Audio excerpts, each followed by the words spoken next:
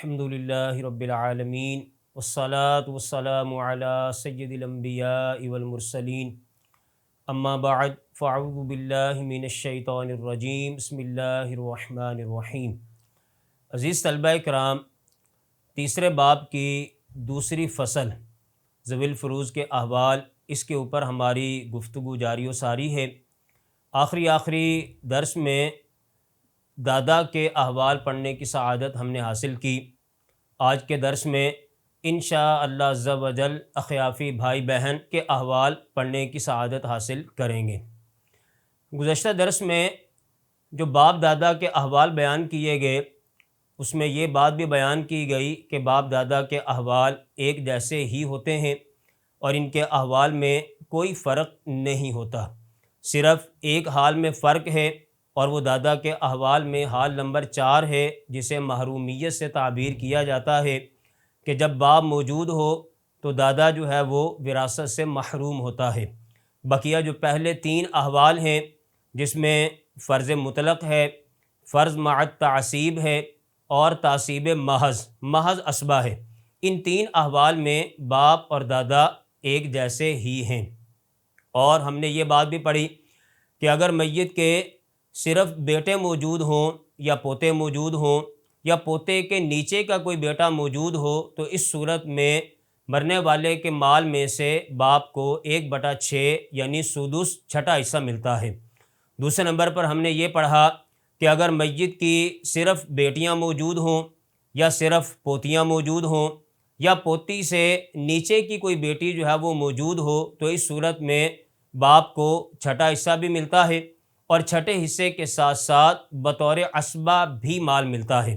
بطور عصبہ کا مطلب یہ کہ اصحاب فرائض کو دینے کے بعد اگر مال باقی بچ جائے تو وہ باپ کو عصبہ کے طور پر جو ہے وہ دیا جاتا ہے، جس کی وضاحت گزشتہ دروس میں ہو چکی۔ اور تیسرے نمبر پر ہم نے یہ پڑھنے کی سعادت حاصل کی کہ اگر میت کے نہ بیٹے ہوں نہ بیٹیاں ہوں نہ پوتے ہوں نہ پوتیاں ہوں نہ نیچے کی مذکر مؤنث اولاد موجود ہو تو اس صورت میں باپ صرف اور صرف جو ہے وہ عصبہ بنتا ہے اور عصبہ کے طور پر جو ہے وہ حصہ پاتا ہے۔ یہی 3 احوال دادا کے بھی ہیں، اور ان احوال میں باپ اور دادا میں کوئی فرق نہیں ہے۔ یہاں پر یہ بات بھی یاد رہے کہ جیسے آپ نے ابھی سماعت کیا کہ جب میت کے بیٹے بیٹیاں پوتے پوتیاں موجود نہ ہوں تو باپ جو ہے وہ عصبہ بنتا ہے، اور اگر باپ موجود نہ ہو تو دادا جو ہے وہ عصبہ بنتا ہے۔ تو اس سے ہمیں یہ بات معلوم ہوئی کہ باپ دادا یہ حضرات یہ شخصیات ایسی ہیں کہ کبھی ان کو حصہ فرض کے طور پر ملتا ہے اور کبھی ان کو حصہ جو ہے وہ عصبہ کے طور پر ملتا ہے، یعنی یہ دونوں ذوی الفروض میں سے بھی ہیں اور اس کے ساتھ ساتھ کبھی کبھار یہ عصبات میں سے بھی شمار ہوتے ہیں، اور ان کو حصہ جو ہے وہ عصبہ کے طور پر جو ہے وہ دیا جاتا ہے۔ یہی وجہ ہے کہ جب ہم عصبات کا باب پڑھیں گے اس کے اندر تفصیل کے ساتھ ہم اس بات کو پڑھنے کی سعادت حاصل کریں گے کہ عصبات جو ہے وہ 4 قسم کے عموماً بیان کیے جاتے ہیں۔ پہلے نمبر پر جو ہے وہ جزء میت ہے، یعنی میت کا جز جس میں بیٹا، پوتا، پڑپوتا یا اس سے نیچے کا بیٹا شامل ہے۔ دوسرے نمبر پر اصل میت جس میں میت کا جو ہے وہ باپ دادا جو ہے نا وہ شامل ہوتے ہیں، اور تیسرے نمبر پر جو ہے وہ میت کے باپ کا جز یعنی میت کا حقیقی بھائی اور میت کا اللاتی بھائی یعنی باپ شریک بھائی، اور اسی طرح میت کے حقیقی بھائی کا بیٹا اور میت کے اللاتی بھائی کا بیٹا، جسے حقیقی بھتیجا یا اللاتی بھتیجا کہا جاتا ہے۔ تیسرے نمبر پر یہ ہے، اور چوتھے نمبر پر جو ہے وہ میت کے دادا کا جو جز ہے وہ ہوتا ہے، یعنی میت کا حقیقی چچا، میت کا اللاتی چچا، میت کے حقیقی چچے کا بیٹا جسے کزن کہا جاتا ہے، یا میت کے اللاتی چچے کا بیٹا جسے اللاتی کزن جو ہے وہ کہا جاتا ہے۔ تو عموماً اسبات بیان کرتے وقت یہ 4 کیٹاگریز جو ہے وہ بیان کی جاتی ہیں۔ اسبات اس سے آگے بھی ہیں، جب ہم اسبات کا چیپٹر پڑھیں گے اس کے اندر انشاءاللہ عز و جل اس کو تفصیل کے ساتھ جو ہے وہ سمجھنے کی سعادت حاصل کریں گے۔ ابھی جو اسبات کے اوپر گفتگو میں نے کی، اس کا مقصد اور اس کا پرپس یہ ہے کہ چونکہ ذوی الفروض کے احوال پڑھتے ہوئے بار بار عصبہ کا ذکر آتا ہے، تو اس لیے میں نے اجمالی طور پر جو ہے وہ عصبات کا تعارف آپ کو کروا دیا، تاکہ جہاں جہاں عصبہ کا لفظ ذکر ہو اور اسبا کے طور پر کسی رشتہ دار کا ذکر ہو تو ایک تصور جو ہے وہ تھوڑا سا واضح ہو جائے کہ اسبا رشتہ دار جو ہے وہ کون سے ہوتے ہیں۔ ویسے ماضی کے جو ہمارے دروس ہیں، جو لیکچرز ہیں، ان کے اندر یہ بات گزر چکی ہے کہ میت کے قریبی جو مذکر رشتہ دار ہوتے ہیں انہیں عصبات کہا جاتا ہے۔ اور جہاں تک تعلق ہے اس کے حصے کا، تو اس کے بارے میں پہلے بھی وضاحت ہو چکی، دوبارہ اس کی وضاحت کیے دیتا ہوں تاکہ ذوی الفروض کے احوال میں بار بار جو عصبہ کا حصے کا ذکر آئے تو اس سے بھی ہمیں معلوم ہو کہ عصبہ کو حصہ جو ہے وہ کتنا دیا جاتا ہے۔ یہ بات بیان ہو چکی کہ عصبہ جو ہوتا ہے یہ اصحاب فرائض سے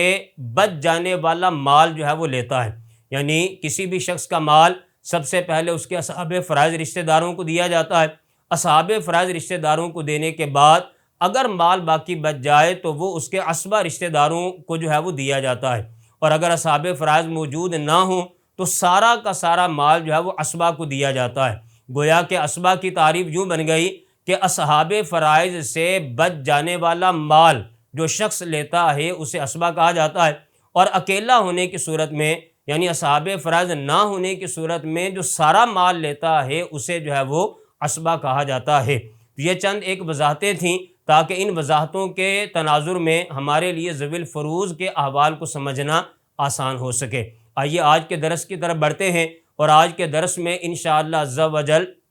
اخیافی بھائی بہن یعنی ماں شریک بھائی بہن اس کے احوال بیان کیے جائیں گے۔ اخیافی بھائی بہن یہ کہا جاتا ہے ماں شریکے جو بھائی بہن ہوتے ہیں انہیں۔ اب ماں شریکے بہن بھائی کا مطلب اس کو آپ یوں سمجھ لیں کہ ایک عورت نے کسی جگہ پر جو ہے وہ نکاح کیا، اور اس نکاح میں اس کے ہاں ایک لڑکے کی جو ہے وہ ولادت ہوئی۔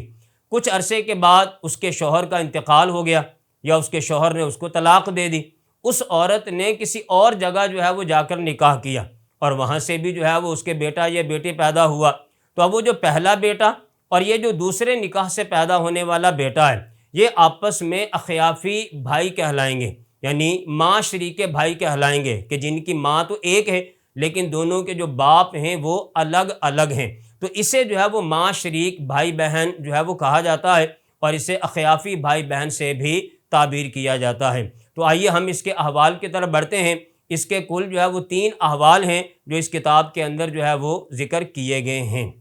عزیز طلبہ کرام، اخیافی یعنی ماں شریک بہن اور بھائی کے احوال۔ سب سے پہلے ایک بات یہ بیان کی گئی کہ اخیافی بہن اور بھائی کے احوال ایک جیسے ہیں۔ یہ بات اس لیے بیان کی گئی کہ عموماً جو حقیقی بہن بھائی ہوتے ہیں ان کے احوال جو ہے وہ الگ الگ ہیں۔ حقیقی بہن جو ہوتی ہے وہ ذوی الفروض میں ہوتی ہے، جبکہ حقیقی بھائی جو ہے وہ عصبات رشتہ داروں میں ہوتا ہے۔ اسی طرح اللاتی بہن بھائی ان کے احوال میں بھی جو ہے وہ فرق ہے۔ اللاتی بہن ذوی الفروض میں سے ہے، جبکہ اللاتی بھائی جو ہے وہ عصبات میں سے ہے۔ جبکہ ان کے مقابلے میں جو اخیافی بہن بھائی ہیں ان کے احوال الگ الگ مختلف نہیں ہوتے، بلکہ ان کے احوال ایک جیسے ہی ہوتے ہیں، اس لیے کہ یہ دونوں ذوی الفروض میں سے ہیں۔ ایسا نہیں کہ اخیافی بہن حقیقی بہن اور سگی بہن کی طرح ذوی الفروض میں سے ہو، اور اخیافی بھائی جو ہے وہ حقیقی بھائی اور اللاتی بھائی کی طرح جو ہے وہ عصبات میں سے ہو، ایسا نہیں ہے، بلکہ اخیافی بہن یہ بھی ذوی الفروض میں سے ہے، اور اخیافی بھائی یہ بھی جو ہے وہ ذوی الفروض میں سے ہے، اور ان کے جو احوال ہوتے ہیں وہ بھی ایک جیسے ہوتے ہیں، دونوں کے احوال میں کوئی فرق نہیں ہے۔ اخیافی بہن اور بھائی کے 3 احوال ہیں۔ پہلے نمبر پر سدس یعنی چھٹا حصہ، دوسرے نمبر پر ثلث یعنی تیسرا حصہ 1/3 1/3، اور تیسرے نمبر پر جو ہے وہ محرومیت کہ یہ اخیافی بھائی اور بہن بعض رشتہ داروں کی وجہ سے وراثت سے محروم ہو جاتے ہیں، اس کو جو ہے وہ تیسرے نمبر پر بیان کیا جائے گا۔ سب سے پہلے نمبر پر سدس یعنی چھٹا حصہ ہے 1/6۔ اگر میت کا اخیافی بھائی یا بہن ایک ہو تو اسے سدس یعنی چھٹا حصہ جو ہے وہ ملتا ہے۔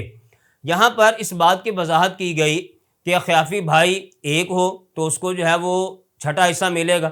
اور اگر اخیافی بہن صرف ایک ہو تو اس کو بھی جو ہے وہ چھٹا حصہ ملے گا۔ جیسا کہ اوپر وضاحت کی گئی تھی کہ اخیافی بھائی اور بہن کے احوال جو ہے وہ ایک جیسے ہوتے ہیں، ان کے احوال میں فرق نہیں ہے، اس لیے یہاں پر جو ہے وہ بات بیان کر دی گئی کہ اگر ایک اخیافی بھائی ہے تو اس کا چھٹا حصہ، اور اگر ایک اخیافی بہن ہے تو اس کا بھی جو ہے وہ چھٹا حصہ، دونوں کے حال میں جو ہے وہ کوئی فرق نہیں ہے۔ دوسرے نمبر پر ثلث، اخیافی بھائی یا بہن دو یا دو سے زیادہ ہوں تو ان کو جو حصہ ملتا ہے وہ ثلث یعنی تیسرا حصہ 1/3 1/3 جو ہے وہ ان کو حصہ جو ہے وہ دیا جاتا ہے۔ اور اس میں یہ بات یاد رہے کہ اس میں مذکر اور مؤنث کا فرق نہیں کیا جائے گا، یعنی دونوں کو جو ہے وہ برابر برابر ملے گا۔ عزیز طلبہ کرام، قرآن مجید فرقان حمید میں ایک آیت مبارکہ للذکر مثل حظ الانثیین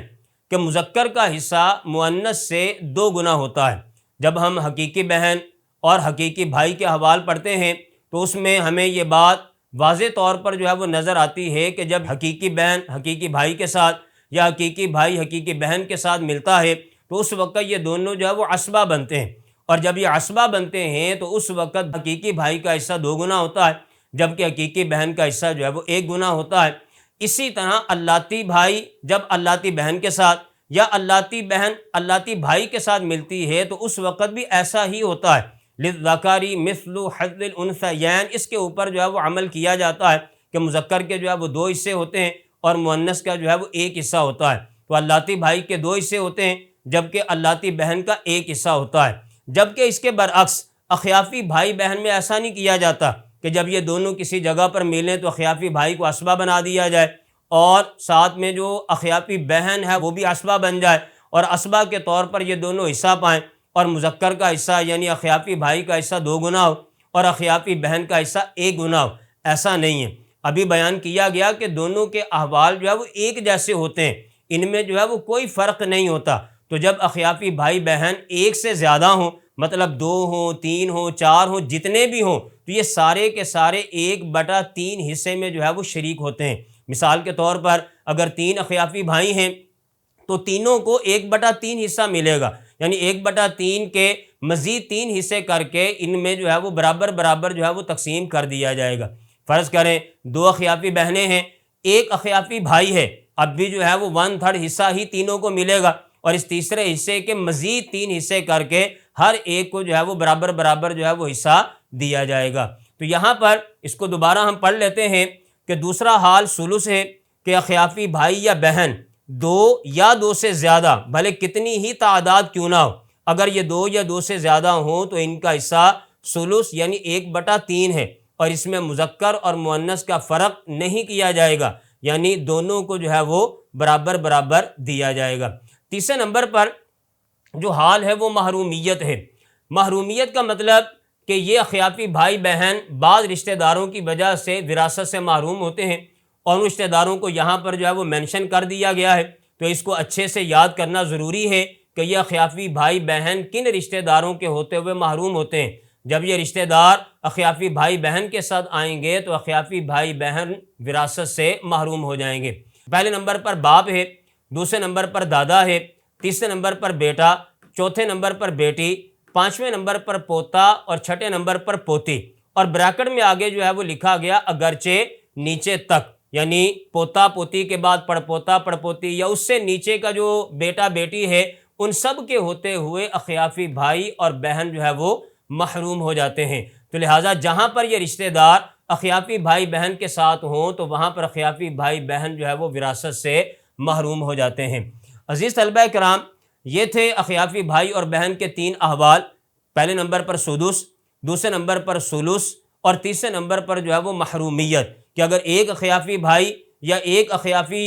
بہن ہو تو اس کو سدس یعنی چھٹا حصہ ملتا ہے، اگر اخیافی بھائی بہن جو ہے وہ 2 یا 2 سے زیادہ ہوں تو یہ 1/3 حصہ ان کو دیا جاتا ہے اور 1/3 حصے میں یہ برابر کے جو ہے وہ شریک ہوتے ہیں۔ اور تیسرے نمبر پر جو ہے وہ محرومیت ہے کہ جب باپ دادا بیٹا بیٹی پوتا پوتی اگرچہ نیچے تک یعنی نیچے کا بھی کوئی بیٹا بیٹی ہو تو اس کے ہوتے ہوئے یہ اخیافی بھائی بہن جو ہے وہ محروم ہوتے ہیں۔ آئیے ان 3 احوال کو ہم جو ہے وائٹ بورڈ کے اوپر جو ہے وہ سمجھنے کی کوشش کرتے ہیں۔ عزیز طلبہ کرام، علم الفرائض میں جب ہم کسی کا مسئلہ بناتے ہیں تو اس کا انداز اور طریقہ کار یہ ہوتا ہے کہ سب سے پہلے ہم اس طرح لمبائی میں میت جو ہے وہ مینشن کرتے ہیں، یہاں میم کی ایک شیپ بنا دیتے ہیں اور ساتھ میں یا کی شیپ بن جاتی ہے لیکن نقطے جو ہے وہ اس کے اوپر نہیں لگائے جاتے۔ یہ گویا کہ اشارہ ہے کہ یہ وہ شخص ہے کہ جس کا انتقال ہوا ہے اور جس کے آگے ورثاء ہیں کہ جس کے اندر ہم نے اس مرنے والے کے مال کو جو ہے وہ تقسیم کرنا ہے۔ تو اس انداز سے لکھ کر اس کے نیچے ورثاء کے نام لکھے جاتے ہیں اور ورثاء کے ناموں کے نیچے جو ہے وہ ان کے حصے جو ہے وہ بنائے جاتے ہیں، مینشن کیے جاتے ہیں، اور اس حصے میں جو ہے وہ اصل مسئلہ لکھا جاتا ہے کہ جس کا دوسرا نام جو ہے وہ مخرج بھی ہوتا ہے، اس کو مخرج بھی کہا جاتا ہے۔ اصل مسئلہ بنانے کا طریقہ، مخرج نکالنے کا طریقہ انشاءاللہ عز و جل آگے چل کر ہم تفصیل کے ساتھ پڑھیں گے۔ اب یہاں پر اخیافی بھائی بہن کے حوال میں سب سے پہلا جو ہم نے حال پڑھا تھا کہ اگر ایک اخیافی بھائی یا ایک اخیافی بہن ہو تو اس کو جو ہے وہ 1/6 حصہ جو ہے وہ دیا جاتا ہے۔ تو یہاں پر مثال کے طور پر ایک شخص فوت ہوا اور اس نے ورثاء کے اندر ایک اخیافی بھائی اور دوسرے نمبر پر جو ہے وہ اس نے چچا جو ہے وہ چھوڑا، اور ہم نے یہ پڑھا تھا کہ اگر اخیافی بھائی اور بہن ایک ہوں تو ان کو 1/6 حصہ جو ہے وہ ملتا ہے۔ تو یہاں پر اخیافی بھائی کو 1/6 حصہ ملے گا، جبکہ چچا جو ہے وہ یہاں پر اسبہ کے طور پر جو ہے وہ حصہ پائے گا۔ اصل مسئلہ ہمارا 6 سے آئے گا، 1/6 ضرب 6، یہ 6 سے کٹ جائے گا، ایک حصہ اخیافی بھائی کا، باقی بچ گئے ہمارے پاس 5 حصے، اور وہ پانچوں کے پانچوں حصے جو ہے وہ چچا کو بطور اسبہ کے دیے جائیں گے، کیونکہ ہم یہ بات جو ہے وہ پڑھ چکے کہ اصحاب فرائض کو دینے کے بعد جو مال باقی بچتا ہے وہ سارا کا سارا جو ہے وہ اسبہ رشتہ دار کو دیا جاتا ہے۔ تو یہاں پر اخیافی بھائی جو کہ ذوی الفروض میں سے ہے اس کو ایک حصہ دیا، باقی جو 5 حصے بچے وہ پانچوں کے پانچوں ہم نے اسبہ کو دے دیے۔ دوسری مثال کے اندر مرنے والے نے 2 اخیافی بہنیں جو ہے ورثاء کے اندر چھوڑی، اور دوسرے نمبر پر اس نے اللاتی بھائی یہ ورثاء کے اندر چھوڑا، اور ہم نے اخیافی بھائی بہن کے احوال میں جو حال نمبر 2 پڑھا ہے کہ جب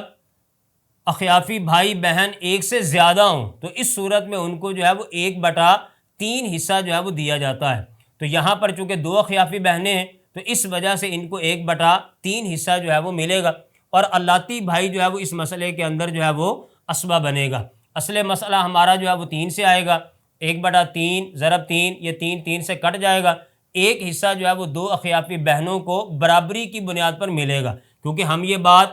احوال کے اندر پڑھ چکے کہ جب اخیافی بہنیں 2 یا 2 سے زیادہ ہوں، اخیافی بھائی 2 یا 2 سے زیادہ ہوں، اخیافی بھائی بہن دونوں ملا کر 2 یا 2 سے زیادہ ہوں، تو اس صورت کے اندر ان کو 1/3 حصہ ملتا ہے، اور ان میں فرق نہیں کیا جاتا بلکہ ان کو برابر برابر جو ہے وہ حصہ دیا جاتا ہے۔ تو یہاں پر جیسے 2 اخیافی بہنیں ہیں تو ایک حصہ ان کو ملے گا، اس ایک حصے کے 2 حصے کر کے دونوں کو برابر برابر جو ہے وہ دیں گے۔ اب 3 اصل مسئلہ تھا، ایک حصہ 2 اخیافی بہنوں کو مل گیا، باقی جو 2 حصے ہمارے پاس بچیں گے وہ ہم اللاتی بھائی کو بطور اسبہ کے جو ہے وہ دے دیں گے۔ یہ تھی ہماری دوسری مثال۔ اب بڑھتے ہیں تیسری مثال کی طرف۔ تیسری مثال میں مرنے والے نے ایک اخیافی بھائی و بہن، یعنی ایک اخیافی بھائی ہے اور ساتھ میں ایک اخیافی بہن ہے، اور اس کے ساتھ ساتھ اس نے ورثاء کے اندر ایک حقیقی بھائی بھی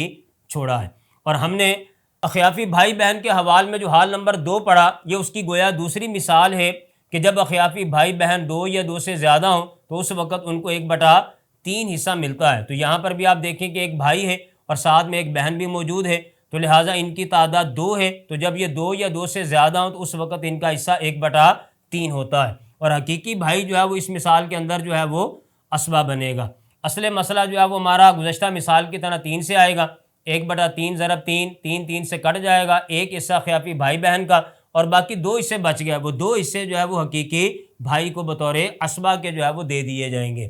اب آئیے بڑھتے ہیں چوتھی مثال کی طرف۔ ہماری چوتھی مثال میں ورثاء کے اندر مرنے والے نے باپ کو چھوڑا ہے اور دوسرے نمبر پر جو ہے وہ اخیافی بھائی و بہن کو چھوڑا ہے۔ اب ہم نے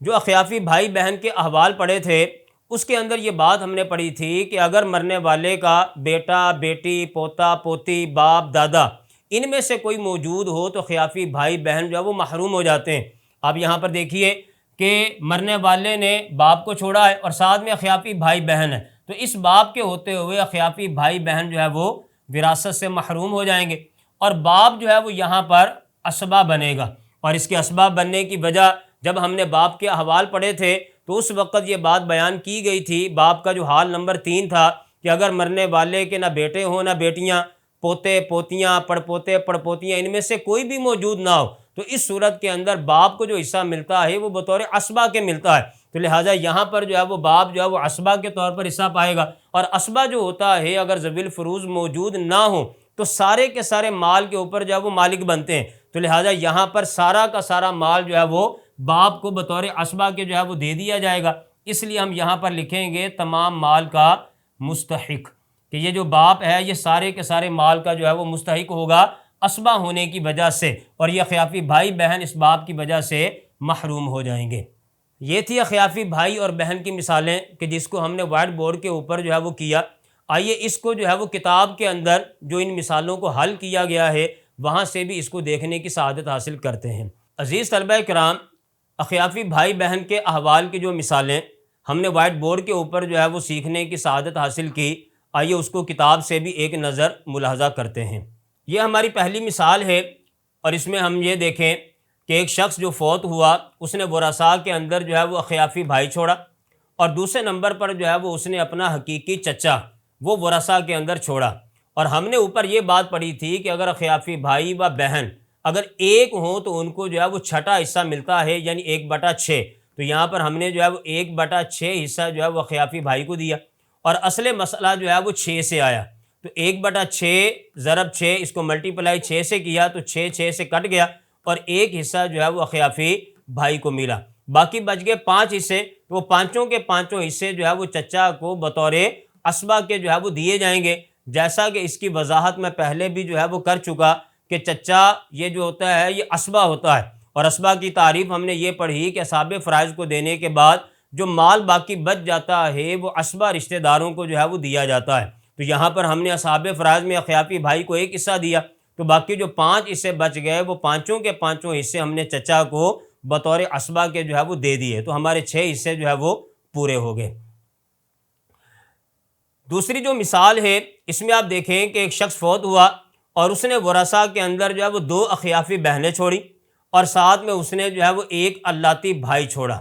اب ہم نے اوپر 2 نمبر حال میں یہ پڑھا تھا کہ اگر اخیافی بھائی و بہن 2 یا 2 سے زیادہ ہوں تو پھر ان کو 1/6 حصہ نہیں دیا جاتا، بلکہ ان کو پھر 1/3 1/3 1/3 حصہ جو ہے وہ دیا جاتا ہے۔ تو یہاں پر ہم نے 1/3 حصہ جو ہے نا 2 اخیافی بہنوں کو دیا، اور اصل مسئلہ جو ہے وہ 3 سے آیا۔ تو 1/3 ضرب 3، اور یہ 3 سے کٹ گیا، اور یہ ایک حصہ 2 اخیافی بہنوں کو مل گیا۔ باقی بچ گئے ہمارے پاس 2 حصے کہ 3 میں سے ایک حصہ 2 اخیافی بہنوں کو، اور باقی جو 2 حصے بچے وہ ہم نے اللاتی بھائی کو بطور اسبا کے جو ہے وہ دے دیے، کیونکہ اللاتی بھائی یہاں پر جو ہے وہ اسبا بن رہا ہے۔